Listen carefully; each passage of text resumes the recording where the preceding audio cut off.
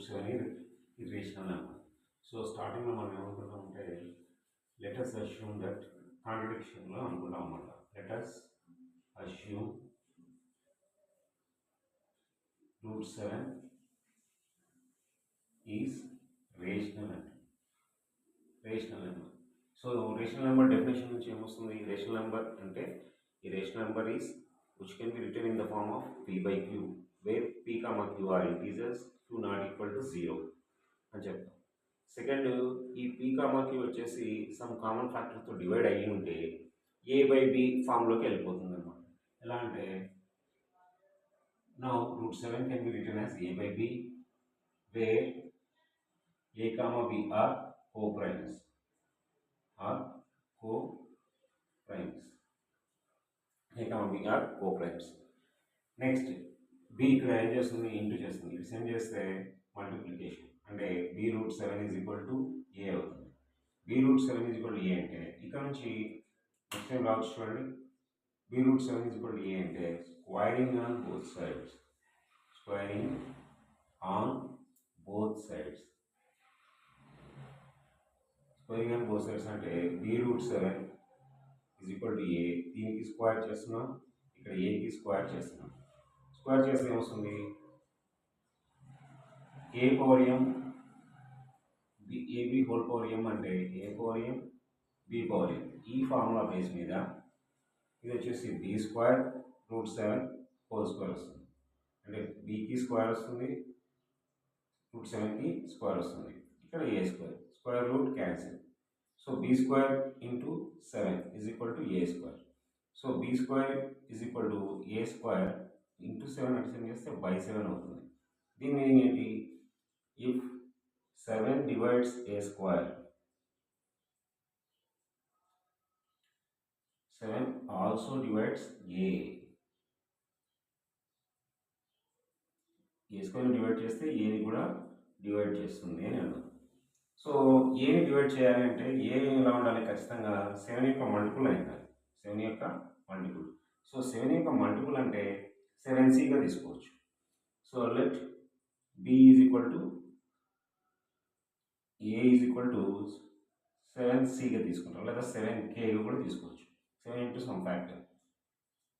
So ఈ substituting this value, substituting a is equal to 7k in equation 1. 1లో substitute చేసాం. b square is equal to a square by 7 కదా, a ప్లేస్లో 7k పెట్టేసాను. Whole square, ఇక్కడ square ఉంది కాబట్టి by 7. b square is equal to 7k square kకి square. So ఇక్కడ 7 వన్స్, ఇక్కడ ఒక 7 క్యాన్సిల్ అయిపోతుంది. So b square is equal to 7 square k square వేస్తాం, కింద బై 7 ఉంటుంది. 7 వన్స్ 7 క్యాన్సిల్. ఇక్కడ 7కి స్క్వేర్కి క్యాన్సిల్ అవుతుంది. అంటే ఎలా అంటే 7 స్క్వేర్ బై 7 అంటే జనరల్ ఏంటి? 7 ఇంటూ 7, 7 వన్స్ 7. సో 7 పవర్ 1 కాబట్టి ఈ టైప్లో క్యాన్సిలేషన్ చేస్తారనమాట. So b square is equal to 7k square. ఇప్పుడు b square is equal to 7k square అంటే ఇక్కడ ఇంటూ చేస్తుంది 7, ఇటు వస్తే by b square by 7 is equal to k square.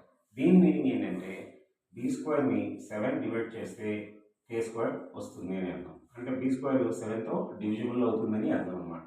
So ఎలా అంటే 7 divides b square, 7 divides b square. So 7 divides b, మనకు ఒక థీరం ఉంది. If it square of a number is divisible by a prime number, its square root is also divisible. Its square root also divisible. b. 7, so 7 divides b square. 7 also divides b. That is a and b are divisible by 7. a bలు రెండు కూడా 7 divisible. కానీ మనం స్టార్టింగ్లో ఏమనుకున్నాం? Coprime అనుకున్నాం. But we assumed a,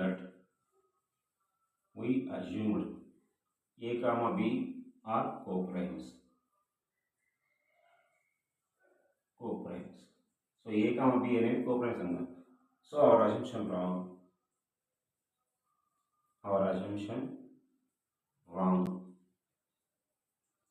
A comma B అనేవి 7తో కూడా డివిజిబుల్ అవుతున్నాయి కాబట్టి మన కోప్రైమ్స్ అంటే 1 తప్ప వేరే ఏ నెంబర్తో డివిజిబుల్ కావు అని అంటారు. అలాంటి నెంబర్స్ని కోప్రైమ్స్ అంటారు. కానీ ఇక్కడ 2 ప్రైమ్ నెంబర్స్, ఈ నెంబర్స్ ఏంటంటే ఏ కామా బి అనేవి 7తో కూడా డివిజిబుల్ అవుతున్నాయి కాబట్టి A and B are not coprimes.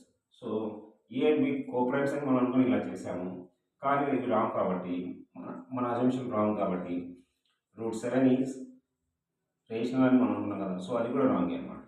Is not rational number